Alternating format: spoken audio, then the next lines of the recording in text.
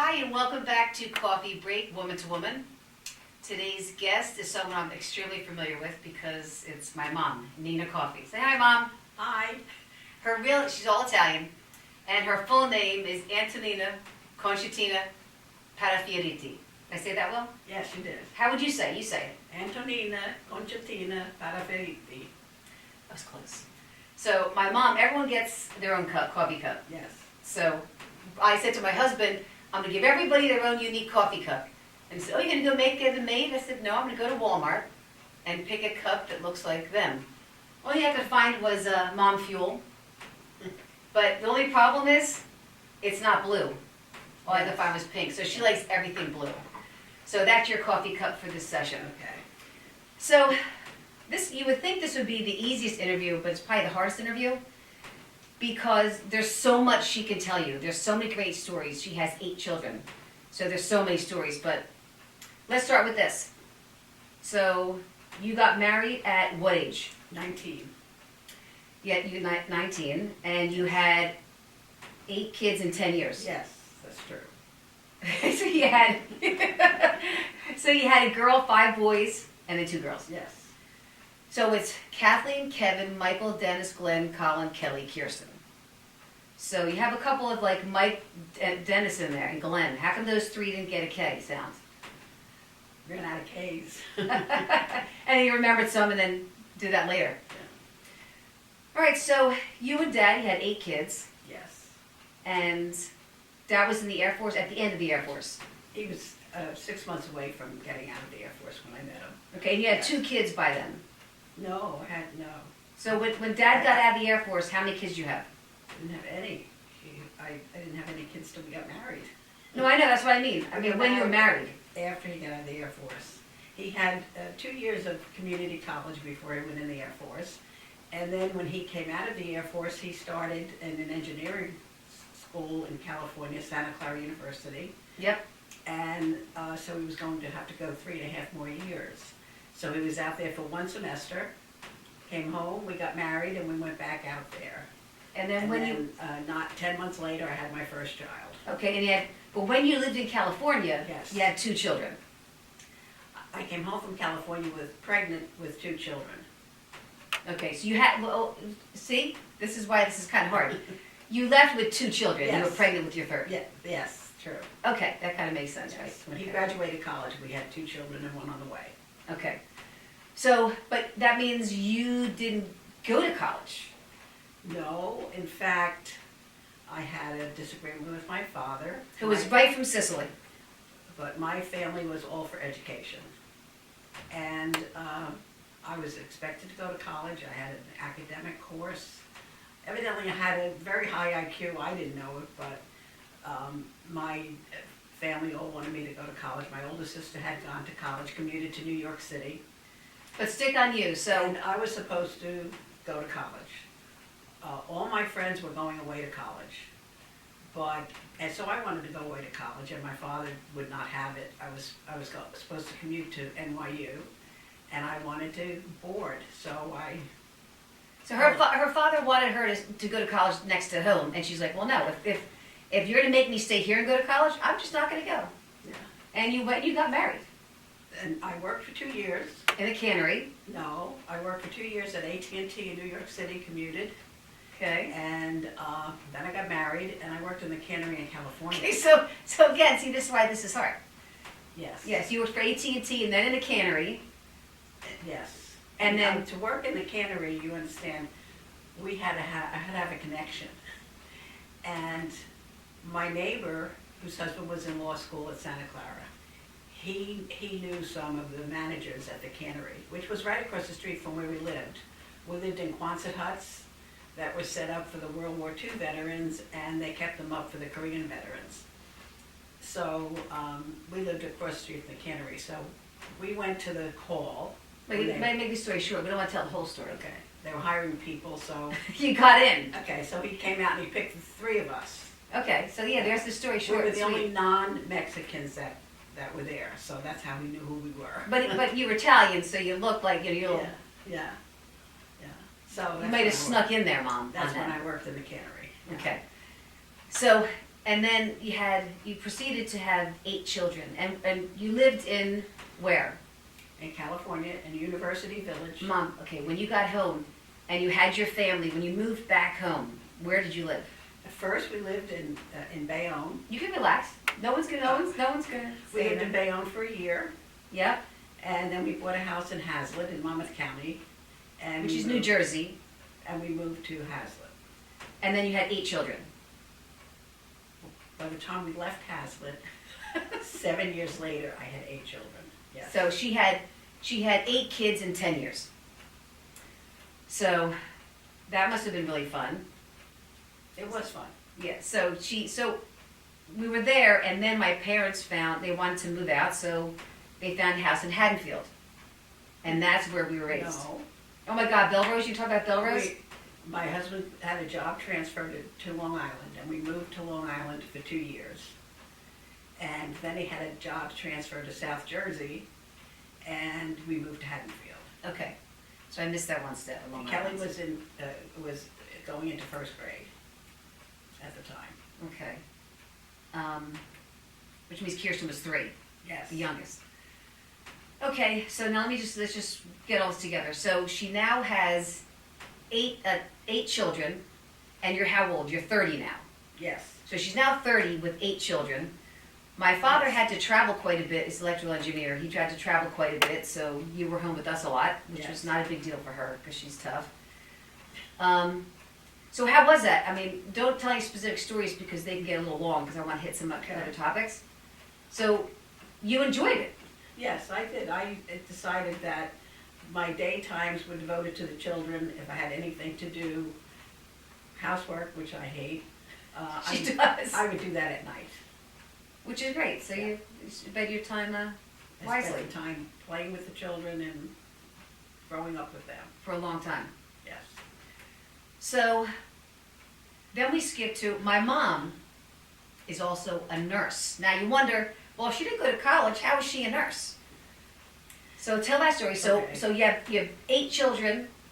You're 30 years old. What happens? When the youngest was 3, was 13. 9. No, when she was 9. When the youngest was 9, I Okay. decided that having 8 children was a big responsibility, and if anything happened to my husband, what would I do? So. And that was a long time ago. Thinking of that. I researched, and I saw that in 12 months, I could get a practical nursing degree and make some decent money. Okay, wait. Let me just backtrack a second. Remember that. I'm going to backtrack or circle back because what you need to know is she's academically brilliant.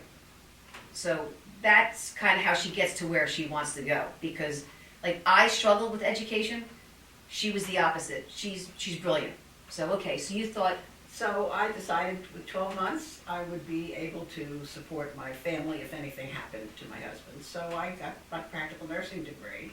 and you, at the same time, you're raising 8 kids. Yes, and cooking dinner every night and Always. whatever.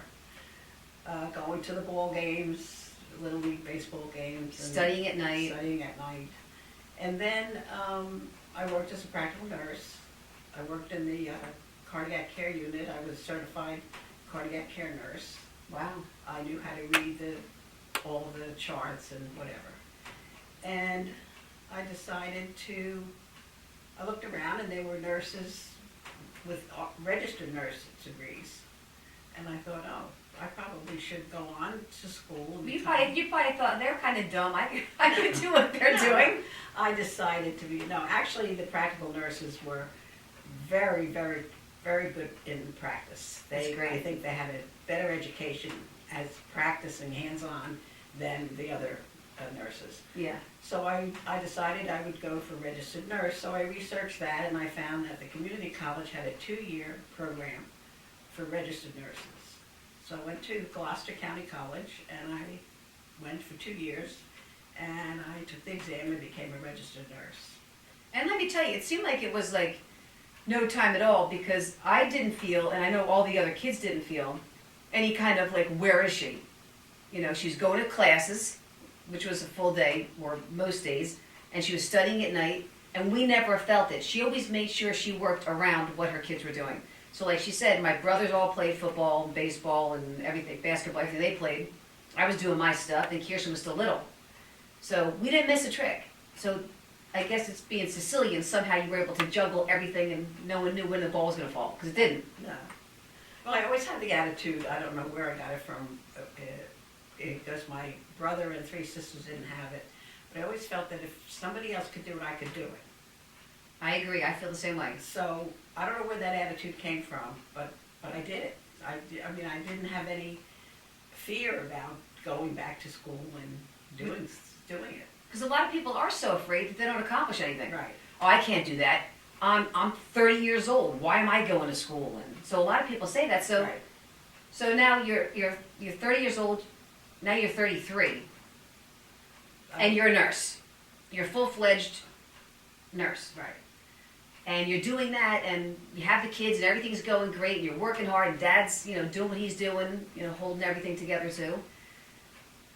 And then all of a sudden, we find out, hey, guess what? Mom's going to law school. No, before I went to law school, I decided to get my bachelor's degree in nursing. Oh, there's more to that. Okay. So I applied to University of Pennsylvania, and I would have to go 2 more years, but I challenged some of their courses, so I only had to go a year and a half. Tells you. And I became I was always a registered nurse, so I became a graduate nurse. And then I went to work. But let's go back. So you can't just skip over Ivy League college. So she went to U of P, which is an Ivy League school. Right. And she was amazing. But go ahead. So, and then you practiced nursing for a while. And then I practiced nursing, and I thought, I liked nursing, but I didn't want to work weekends, and thought I always wanted to be an attorney. But I thought, this is a true story? I don't know if this is a true story or if I made up or someone else had the story. But I thought it was that you wanted to be a lawyer because you saw some of the bad stuff, because you wanted to go into malpractice because you saw some of the bad stuff that was happening to people. Well, basically, I wanted to be a lawyer when I was younger, but then when my father passed away, he had his best friend as settling his estate, and he turned out to be a crook. Oh, yeah. So I wanted to be a lawyer to find out, what he did or what he should have done, even though it was much too late to do anything about it. And of course, then I saw some things for malpractice In nursing, yeah. in nursing. So I decided to go to law school. So I took the law school exam. And But wait, you make it seem so easy, but now she's at Rutgers Law School. I had to take the exam first. I know, but obviously you got the exam, took the exam. Right. So she goes to Rutgers Law School, Commuted. yeah, every day. I commuted to University of Pennsylvania, and I used to get off the bus at 16th and... Well, they're from all over the country, Okay, so. but I used to get off at 16th Street, and I used to walk to 34th Street with a big backpack full of heavy books.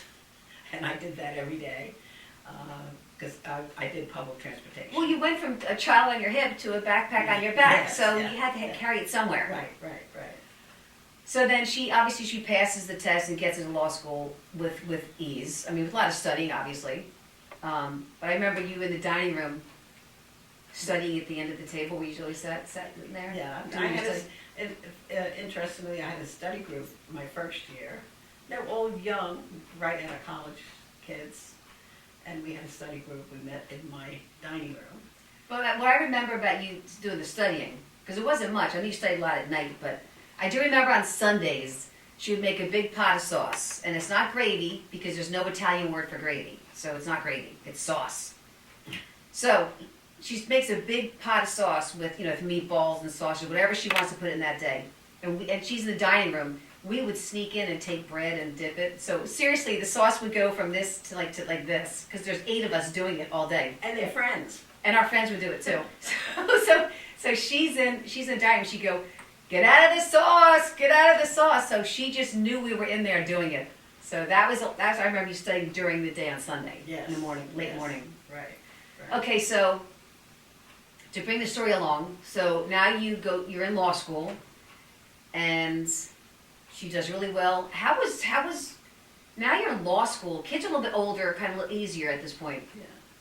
Were there any obstacles you had with us, all the 8 of us, while you're going to law school? No, not when I was going to law school, but the odd thing about didn't want to work weekends, I had to work weekends because trials started on Monday and I had to prepare for trials on the weekends. So So that didn't work. yeah, that didn't work. Yeah, that didn't work. Okay, go ahead. So anyway, so yeah. So then 2 of my sons went to law school after I did. Mm-hmm. And then I worked as an attorney. I was. But wait, let me just back for a second. See, this is we're talking to each other. Oh, okay. You're not just telling your story. I'm going to talk to you, and you're going to answer. We're going to be together. Okay. It's you and I. Why? It's an interview. Okay, so all of a sudden in the newspaper, there's a big article. Woman graduates at 50 as a grandmother. So she was a grandmother and 50 years old when she graduated law school. So I guess it was a big deal in the newspaper. Yes. A big article about her, and she has 8 children, she's a nurse, now she's an attorney, and she's only 50 years old. But back then it was like, she's 50 and she graduated law school. How is that possible? But she's graduating, don't forget, with like kids in their mid-20s. So, and she's kind of with all these people. So you did that. That was unusual for that time. There was one other senior in the class with me, and it's funny, she always wore a hat. So the younger kids used to refer to us, which one are you talking about? The one with the hat or the one without the hat? And you actually went to practice with the hat woman. I went into practice with her for a couple of years, private practice. So she was an attorney for a couple of firms. Yeah, Then you opened your own practice, and then you went with AIG. with a defense firm, yes. So she really, and I remember her telling me, the hardest part about her job is that she was so efficient and so good that she could complete her cases. So what do they do with people like that? They just load more onto you. So these attorneys are slow and they got to get stuff done. So they would give my mom all the cases, but she took the challenge. She did everything she had to do. No complaints. Now she's still an attorney today, but she retired a while ago when my father got dementia and needed her care 24 hours a day, 7 days a week. At 68. So you were 68 when you retired. She would have gone, you could be doing it now for all I know. I probably could, yeah. So she had to retire early at 68 Yes. because she had to be with my father. So she's caring for my father, which a lot of people you know at home, being a caregiver is horrifying. It's a very difficult situation, and that's the love of her life. My dad was strong, he was burly, he was, on Bill. He just was that guy. Push-ups, sit-ups every morning, tough guy. Singles tennis, the whole thing. He was the guy. So he unfortunately has this battle. He battles over in 5 years. It took 5 years. 5 to 7. Well, 5 bad years. 5 bad years that she had to do all this with the help of as much as we could do. Some of us could have done more, I know. Not including me with that, but people could have. But anyway, so after my father passed away, which was obviously awful, she took about a year. And I'm going to back myself back. And I do this a lot when I interview because other things come up. My father being strong and fit, whatever, he always tried to get my mom to join in. Nina, let's go do tennis. Nina, let's, whatever. And she's like, no. But first of all, she was studying all the time and doing work and everything else. And then when someone bugs you, you really don't want to do it. You might have wanted to do it before they asked you, but now they just bugging, so she didn't do it. Fast forward to the fact my father is now gone. My mom, again, took that year to heal and figure herself out and where she wants to go. And then she started doing fitness. But before at the same time, when my husband was ill, I worked for my son, managed his psychology office. And I worked for him for 5 years until he fired me.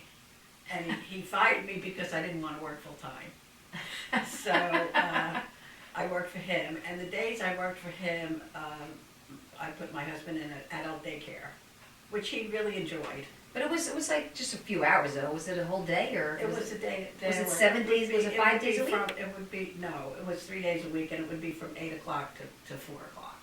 When you were working? When I was working, yes. And then you also worked, you were online, you were a professor. Yeah, then that was when after I decided to get out and do fitness and everything. After I was fired, my other son, who's an attorney and a college professor, decided that I should not be working.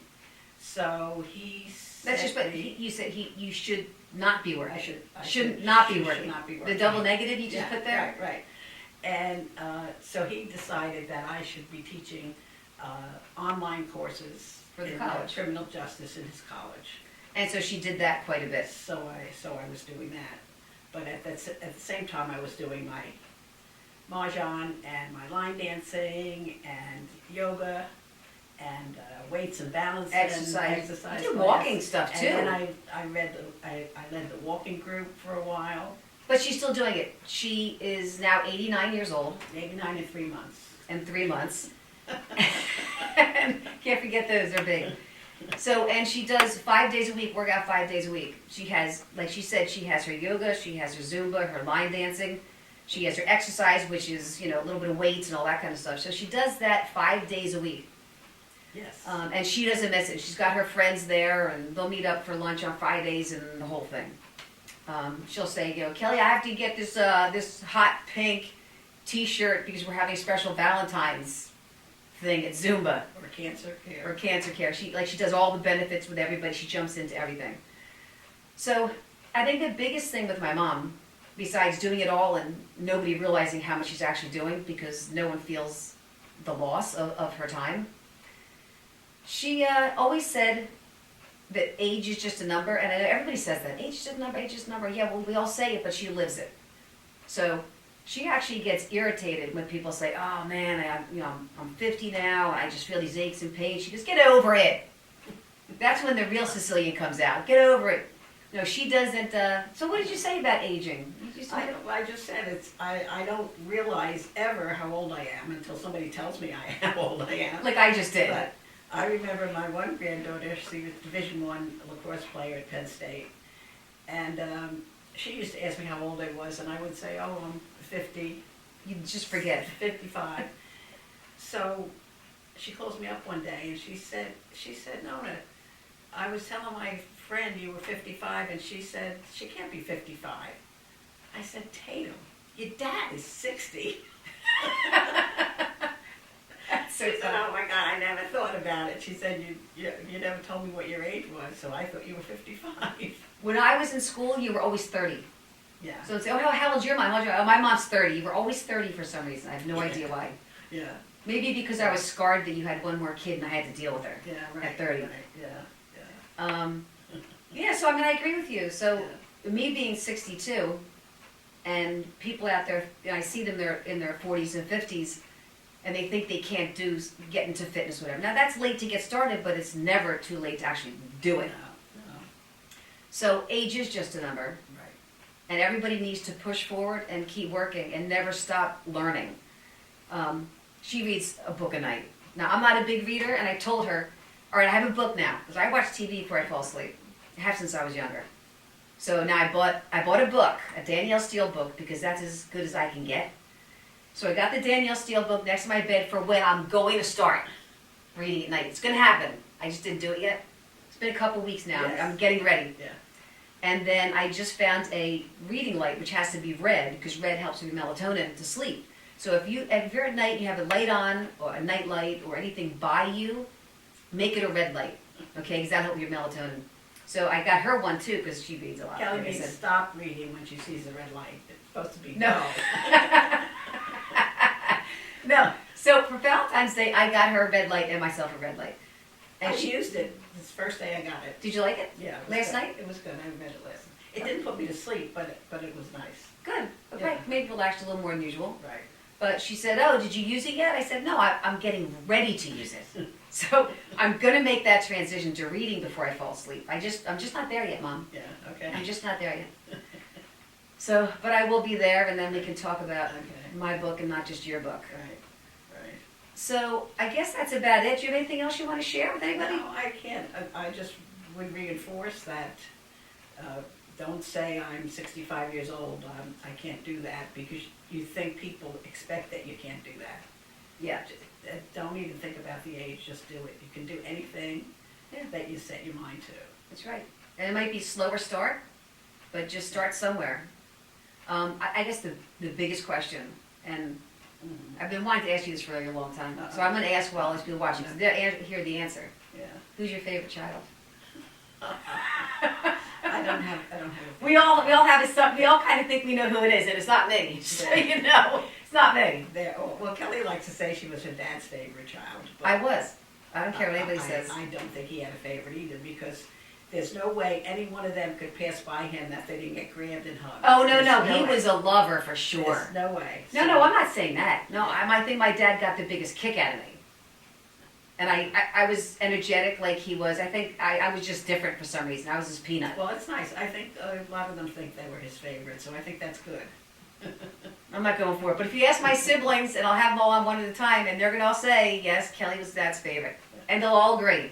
Yeah. But yeah, he made everyone feel special. Yeah. He was great. I mean, you take my brothers when they were in college, you know, they're like in their 20s, and he would always grab them and hug them and kiss them, and really enjoyed all of his children. Right. He also enjoyed everybody else's children. Yes. So he really just loved kids. Bring your friends over, let them stay, let them stay. So it was a great upbringing. Yeah. So they thanks for that. appreciated it. Yeah. Good. All right, well, I think that's it. And before you go, don't Yes. forget your cup. Oh, that's right. Okay. Yeah, so and then I have to paint it blue. you have to, you have to like, everything in your house is blue and white, so it has to be blue. So let's cheers to that. Okay. It says Mom Fuel. And once you drink it, I'll tell you what the bottom says. You are so loved. And she is. So thanks for being with us. See you next time on Coffee Thank Break, you. Woman to Woman. Nice meeting you. Bye. Bye.